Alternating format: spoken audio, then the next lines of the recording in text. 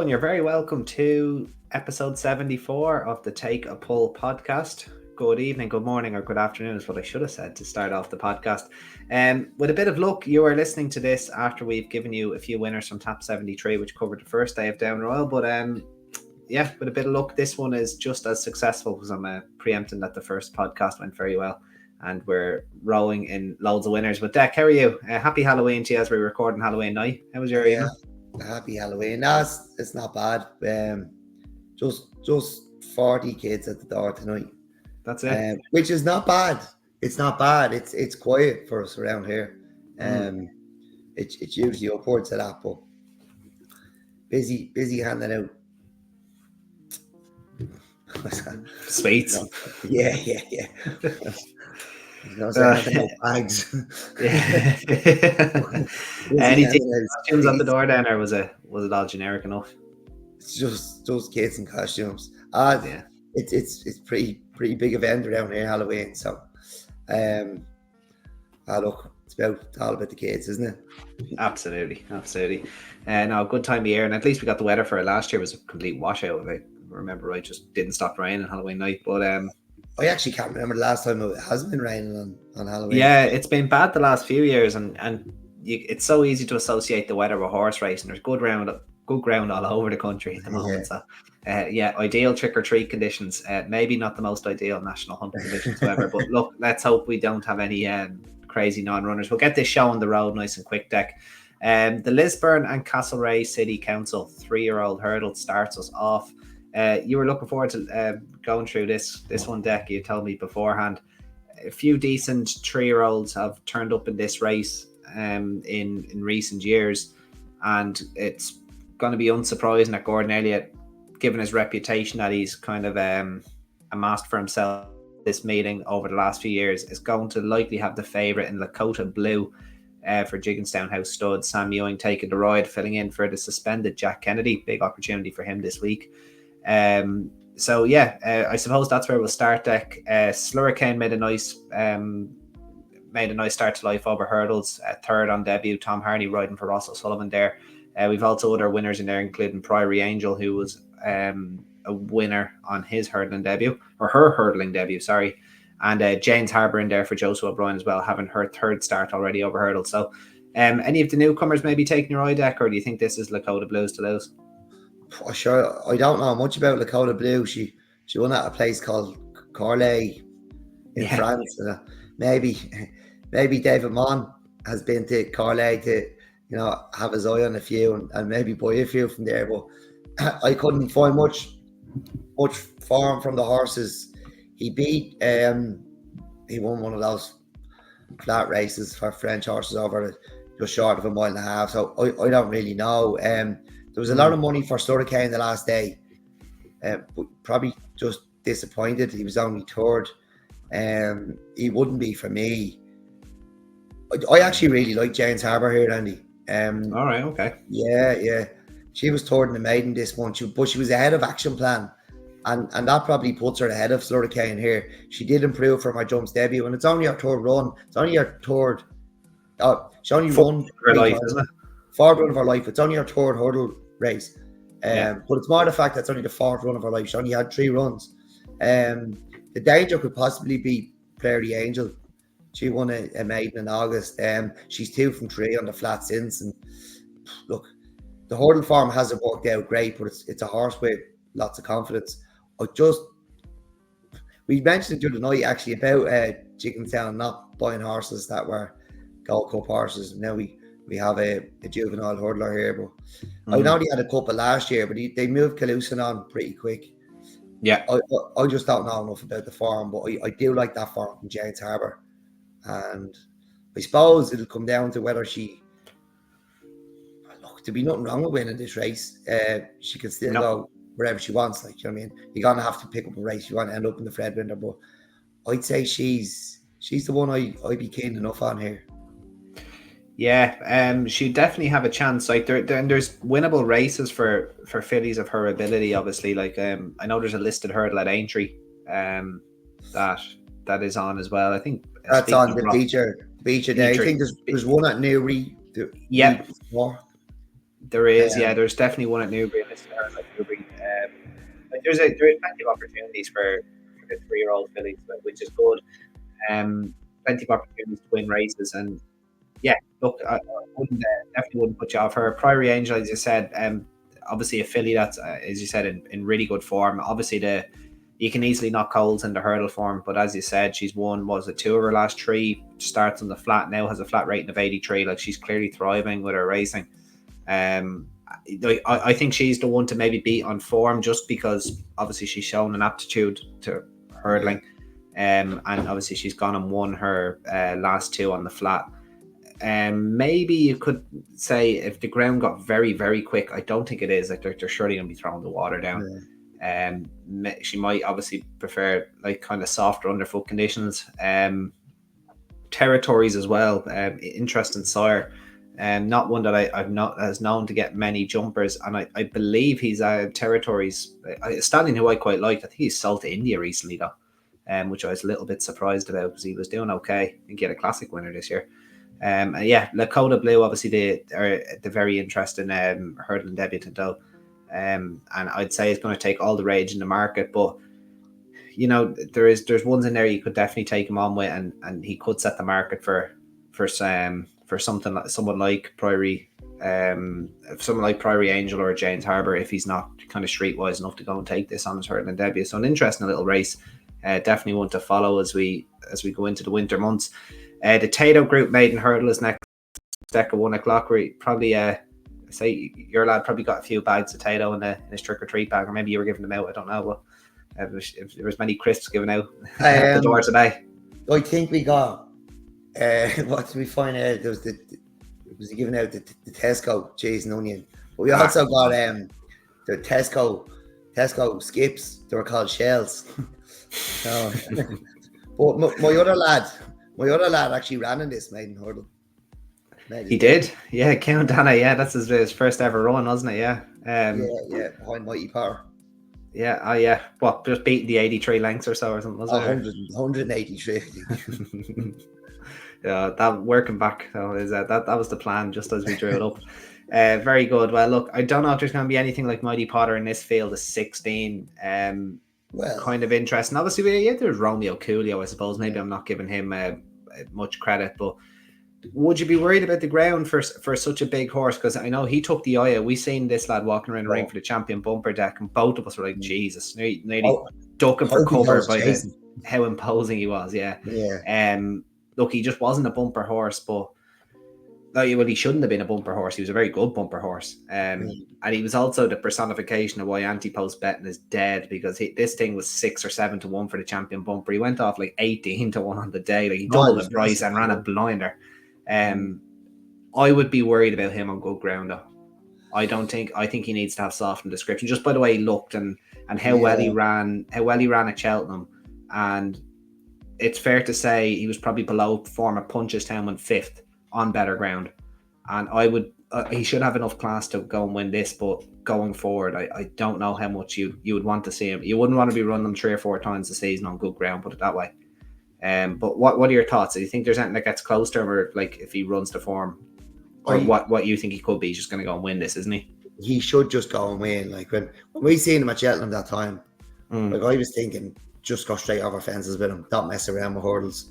I don't think we'll see the best of him this year, but I'd be very, very disappointed if he's turned over in this. Like, you're really, I don't know, unless it's something on race. Like, Cut the Wire is probably a nice horse to keep an eye on going forward, but other than that, it's not the deepest of maidens. I don't think there's anything really lurking in here. There's nothing he should be afraid of. Harry's Legacy, Henry de Bromhead debutant. Yes, look, I don't know. You know, who knows? You know, like the horse never ran before. You know, Cut the Wire was probably the one that stood out from the rest of me form wise, but who wants to finish too close to Romeo Coolio? Yeah, you don't want, like, down memory lane had a penalty kick in this last year, didn't he? And yeah, nothing wanted to get anywhere near him. Was the Fast Felix that got close to him? And he's still trying to win a maiden hurdle, I'm pretty sure. So probably not the horse we thought he was based on that, because not wanting to finish too close to him. So you'd be very, very disappointed if he didn't win. You'd like to see a good performance. I know we're kind of, scoffing, saying he shouldn't be going hurling and go straight over fences. I don't think you'll see the best round of hurlers, but it would be great to see a really good hurling performance. I just think, we've seen them before, like Don Cossack, Balco the Flow, like these big chasers. You don't see the best of them over hurdles, and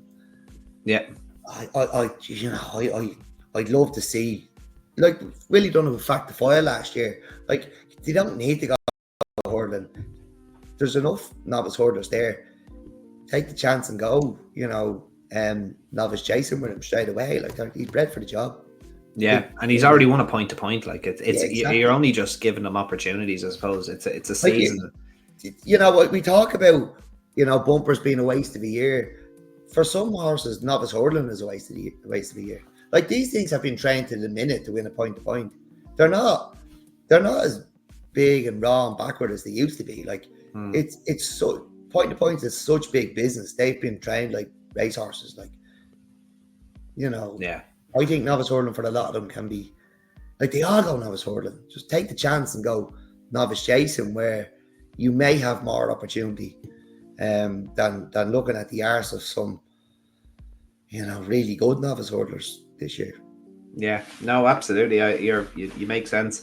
I will just reiterate though, like, I'm not in love with the idea of seeing Romeo Coolio on proper kind of quick ground first time up this season, but look, we'll see what happens. I don't think there's anything here to kind of take him on with. I just want him to basically just come home in one piece, put in a nice performance, and absolutely. It's like I was really taken by him, and I'm a massive fan, but just I'd love to see a brilliant performance. I just don't think we're going to see the best of him this year, and we're going to have to wait, and I just think it's a year wasted. Fair enough, absolutely fair enough. One of my favourite races of the weekend, I'm a devil for a 2-mile handicap hurdle, especially at this type of level, but the Eventsec handicap hurdle is next on the card deck. Look, there's a great pattern of high class 2-mile handicap hurdles. You can go from Down Royal straight to Ferry House. I think there's one at Leopardstown. I'm sure there's a variation of one at Leopardstown. Then you've got the Liffey in February, and you obviously got opportunities in England at Cheltenham, and obviously Betfair hurdle, county hurdle, etc. It's a really, if you have a good 2-mile handicap hurdler, you can have a lot of fun. And this is a good field. 18 going to post.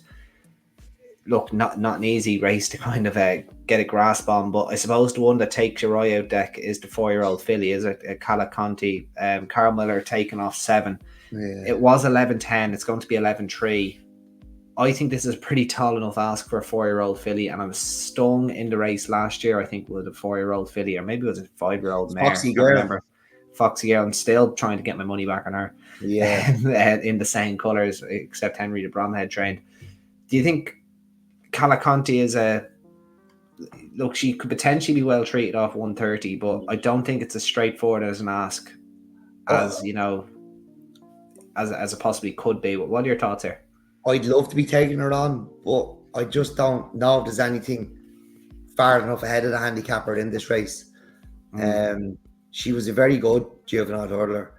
It is her handicap debut, but you have to remember she beat Cargis and Nürburgring at Christmas. She did get away from them, but she's only beaten 2 lengths by Cargis in the Grade 1 in February. I thought last year's juveniles were above average, so definitely. She should go and win this, I think. I know she's only a 4-year-old, but she's a high-class 4-year-old, and I just don't think, I had a good look through the field. I don't think there's anything far enough ahead of the handicapper to be troubling her, really. I think she says out of trouble, she should just win this. Yeah, no, it's a fair enough point. The one that I was kind of having a second look at, and I was a little bit disappointed in her after Leopardstown. Like, I was impressed with how Bruccio went about her business winning that, the the Tony, not the Tony Mullins, Paddy Mullins. the Paddy Mullins handicap, Mayor's handicap hurdles, ran down Minx Tiara, who got a great ride that day, and won that at a big price. She was brought down quickly then in the grade 2 at Kelso. She ran no sort of race and was uneasy in the market then at Aintree, and then clearly likes Kelso. She ran well at the track, back at that track there in May. I just don't know if two miles is going to steer to the best effect, but I could definitely see her winning races, and this is a nice enough starting point for her. But I know what you mean about Calaconte. I just think that's an awful lot of weight, though. Even with Carl Miller taking 7 off, I think it is quite an ask. Golden Joy, another one in the same colours, except Sam Ewing obviously riding. Quite interesting as well. Still waiting to win on these shores. He has won over hurdles. He has won over hurdles.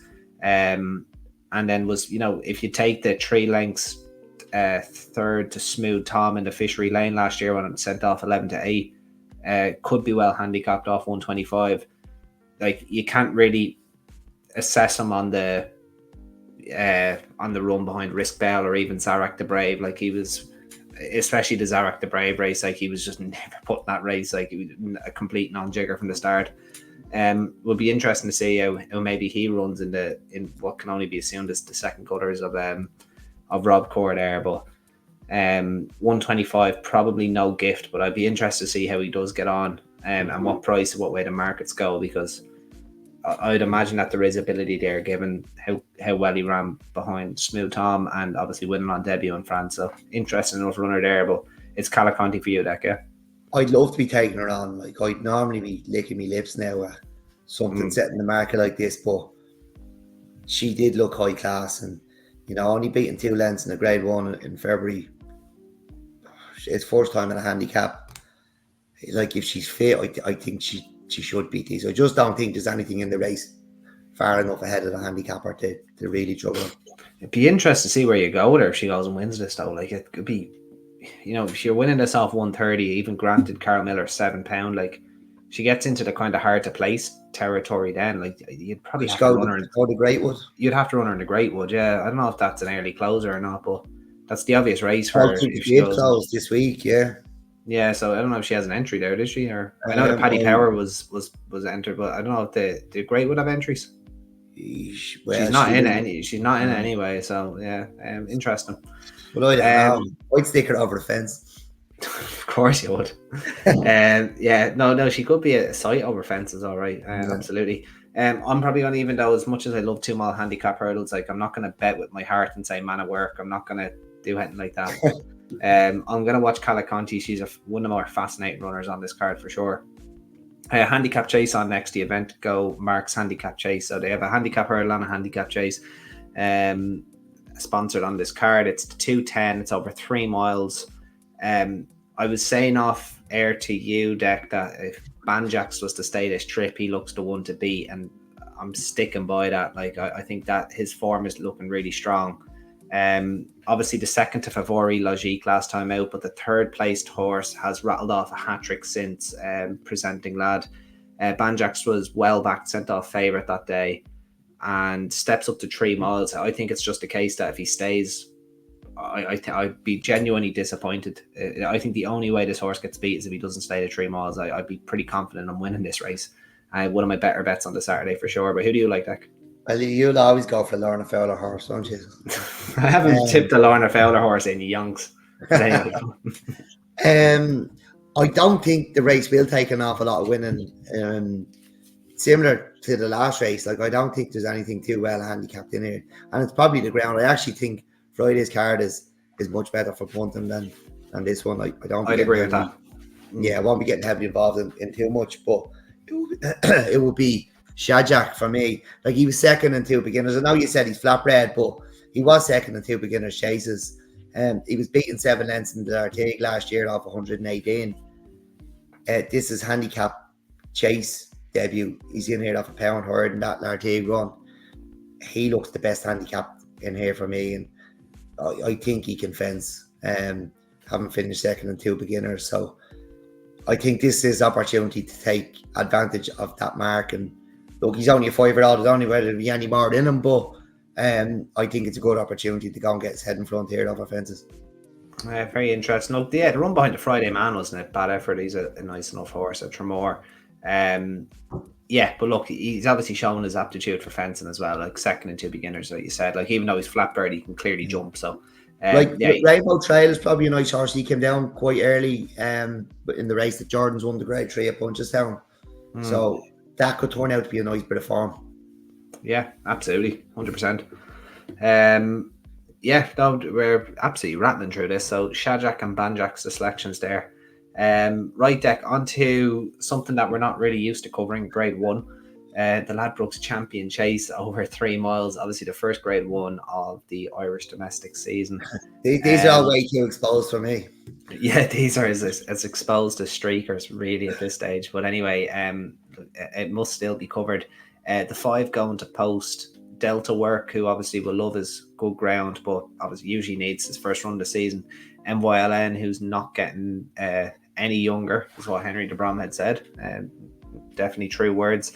Very unlucky to get collared by last year's winner, Jerry Colombe, who reopposes this year as well. He's the 8-13 favourite.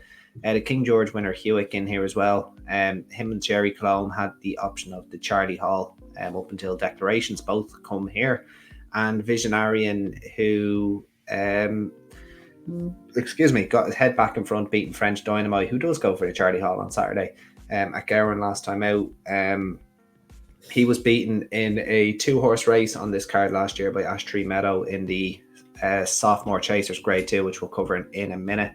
But anyway, Dec, look, Jerry Colombe just about got in front last year, needed every single yard of the 3 miles. Based on what you saw last year and based on how Jerry Colombe progressed, what are your thoughts on him for this coming season? And do you think he's going to win this, or could he possibly be vulnerable? I think it's a weaker renewal with that said than this. I know Envoy Allen is in here, but I still think it's a weaker race than last year. I think he had a really, really tough spring. That was a proper slog in the Gold Cup. Now, that was a tough race. I know he came out and won an entry, but I think he could feel that spring for a long time. I'm not sure if I'd have been rushing him out so early.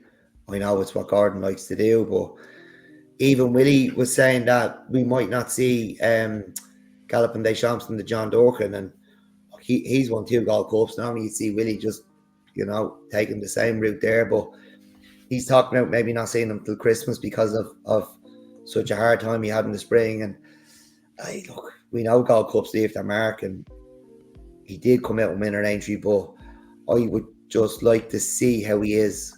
I'd like to see how he is even come Christmas, because I think he could be feeling that. Like, he ran an absolute cracker in the Gold Cup.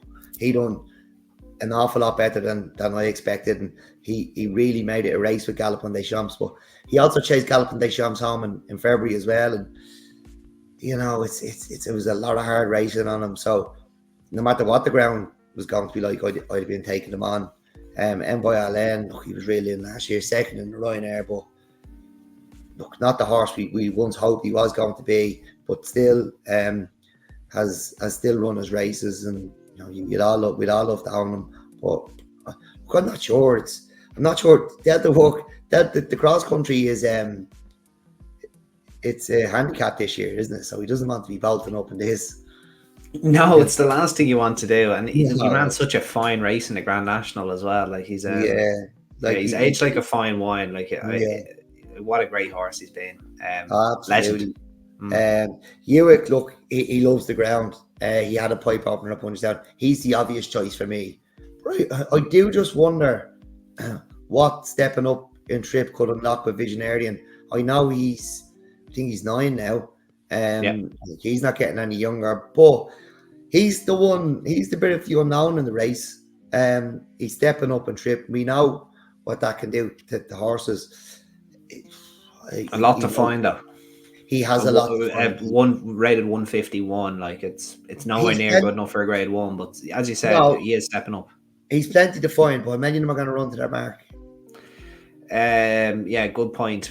Look, Hewick he was a long way below his best on his reappearance, wasn't he? So that's a valid point.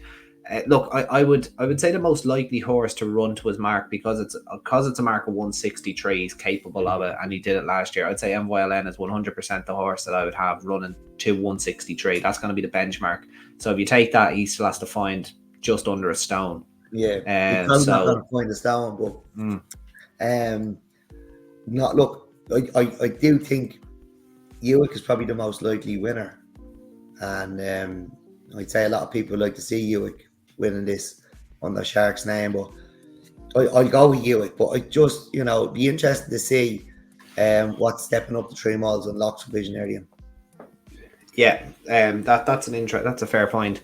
When I said this was probably a weaker race than last year, like you could probably look back on it and say, well, look, there's a King George winner in it. There's obviously Jerry Cologne, last year's winner, and MYLN reopposing. But I suppose my counter to that is they're all a year older. So, and they are older horses. Look, I do think, as I said, MYLN is the most likely horse to run to his mark of 163. Does Jerry Cologne run to within £7 of his mark of 170? I would say, I'd say it's more likely than not. Yes. Do I want to be taking 8 to 13 on him? No. I say you could get a very similar finish to last year. I think you could have 3. You could even see 4 of them, 4 to 5. This could end up this could be like a handicap over the last. Like I could see 3 or 4 of them in with a chance easily, and it being very, very similar to last year's race, where Jerry Cologne just about gets up in the shadows of the post. I don't think Sam Ewing is going to be as animated on Jerry Cologne to win the race as Jack Kennedy would have been last year. But I still think if the race is going to be there, he's going to obviously he's going to try and win the race. So I would be tentatively with Jerry Cologne, but I wouldn't be sticking him in my accumulators with Celtic and Manchester City and Real Madrid -1 or anything like that. Like he's by no means a certainty. Yeah, exactly. Yeah, so he's by no means a certainty, but I do think he's the most likely winner. And I know you said he had a hard season last year, Dec, but I suppose him missing Punchestown, his last run being in the Gold Cup might be another little blessing in disguise for him. I would like to see him more than 4 times a season, with that said. And he did take Aintree in. He took Aintree in. I think that was a hard slog now in the Gold Cup. Yeah. He's almost like a different horse at Aintree, though, isn't he? Yeah, he just suits Aintree. He's brilliant at Aintree. There might be a better horse around Aintree right now than him. No, that's fair. But it is quite interesting now to see how he's going to get on. He's a horse that I've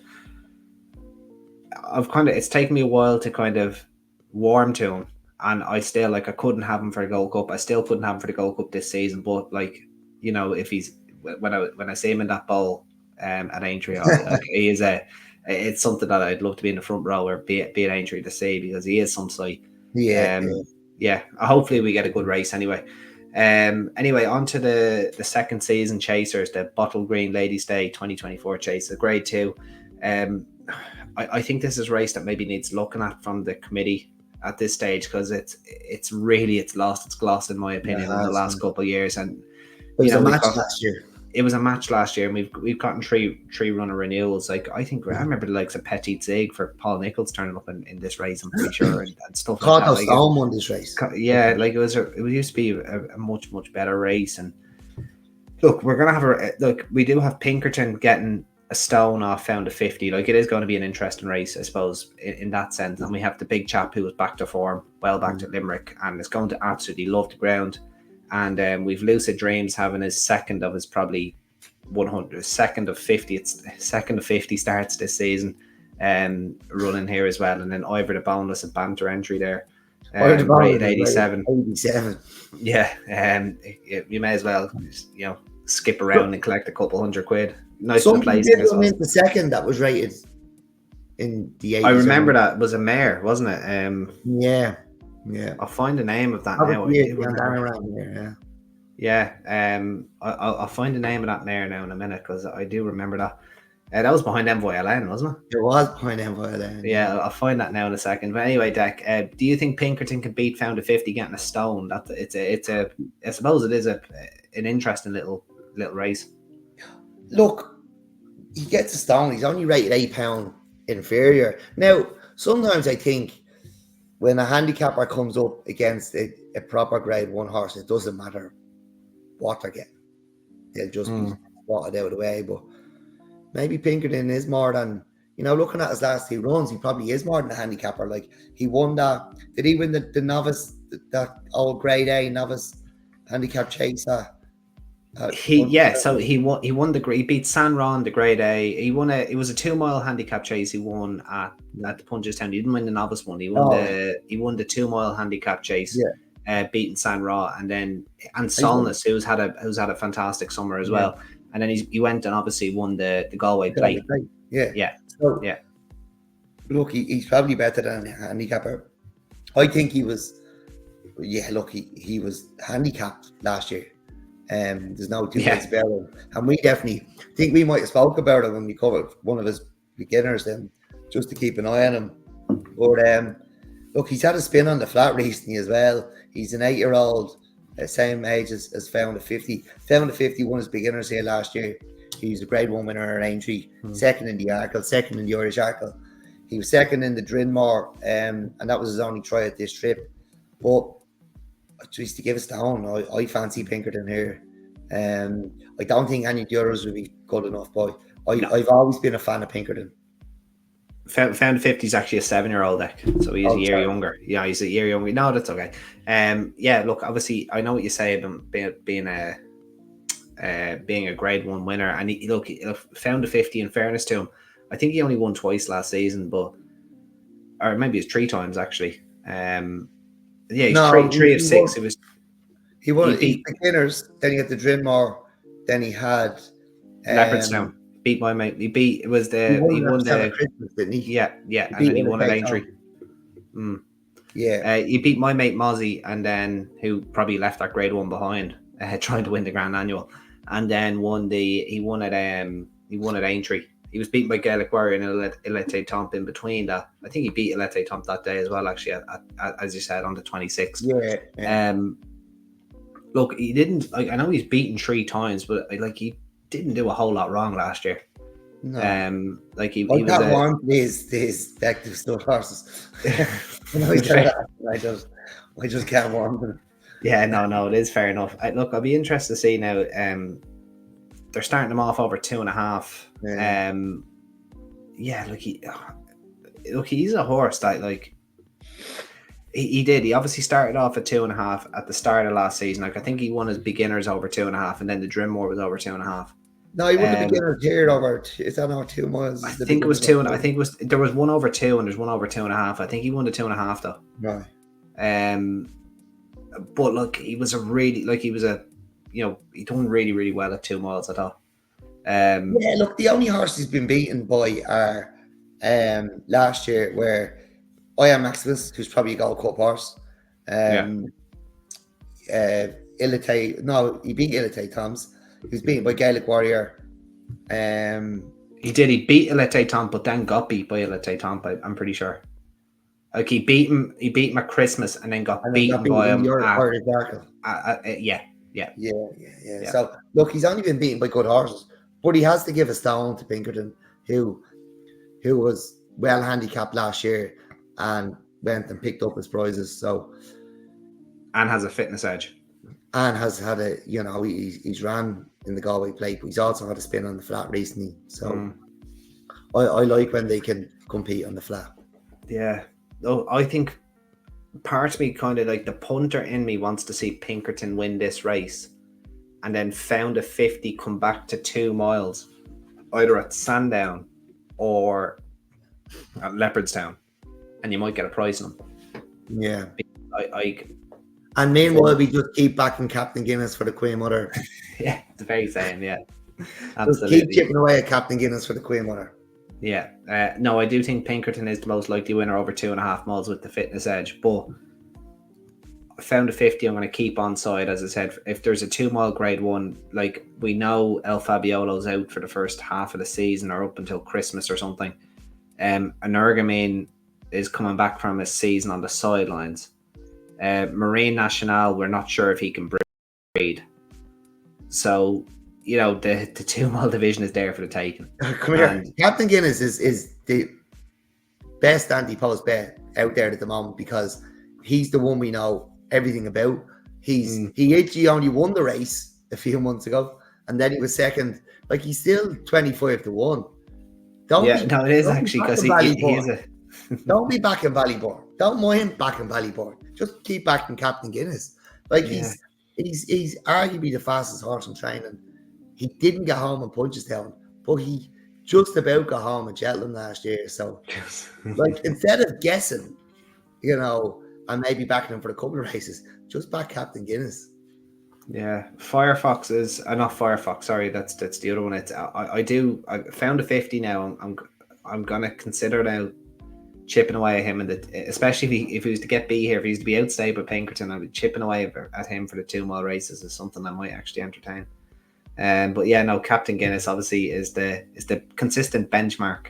Once he doesn't have heart palpitations or anything like that, but he can have them. All he wants, just not in March. You know. just too much turkey.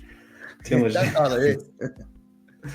All right, the concluding bumper deck. I say you spent plenty of time on this one. I delved into it. Yeah.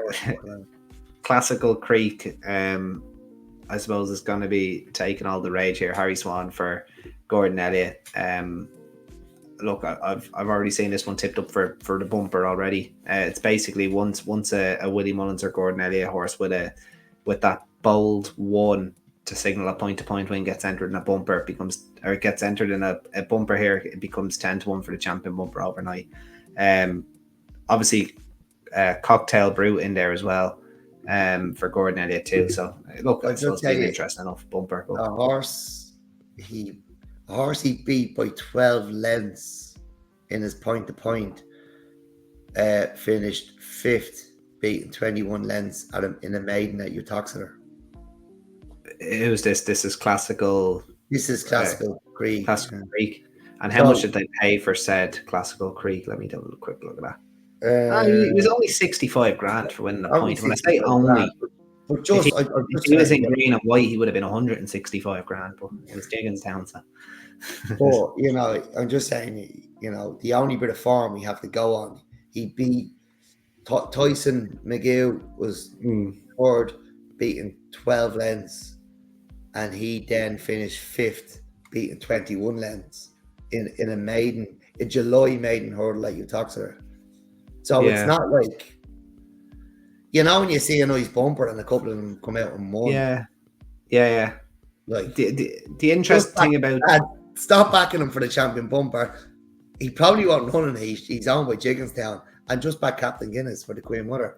The interesting is the second strain Cocktail Brute was bought for $250,000 for winning his point. He won his point by 25 lengths, beating a horse called Island Bridge. Let's see what Island Bridge did. Island Bridge. Oh, in fairness, look at that. Island Bridge won next time out. Okay, so that's an interesting one. And then it looks like at the rest of that point-to-point form, it looks like someone mashed the keyboard. So we've got Jolt and Jiving was carried out. Hillwalk fell. Where did you see Homemade Hero won next time out? I can't see that.